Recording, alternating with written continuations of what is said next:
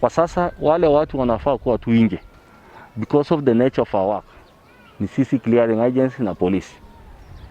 And we agreed on that formula with assurance kwamba we will have security that will be enhanced throughout the night.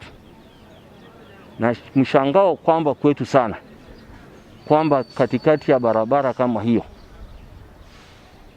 kijana wetu anawawa kwa hiyo njia, na hata kupaka kufikia usubuhi hakuna askari yenye alijua kwamba huyo kijana kama aliwawa wakati muda wa saa 9 usiku.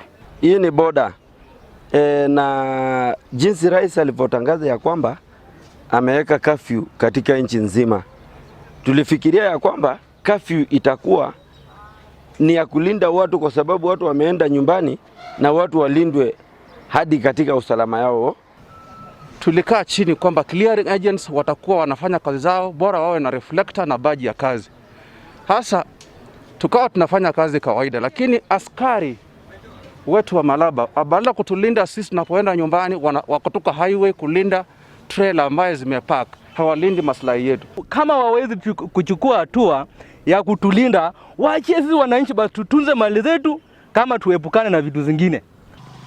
Hiyo ni kumaanisha hakuna askari alikuwa kwa barabara, na kama iko lazima watueleze ni kitu gani haswa ilifanyika, kwa sababu ni wao ndio wanafaa kukua peke yao kwa barabara.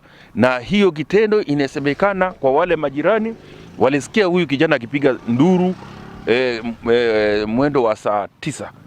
Hakumaanisha curfew time ilikuwa bado inaendelea. Nataka kuwauliza waingie waweze kuchunguza hicho kisa imetokana na nini.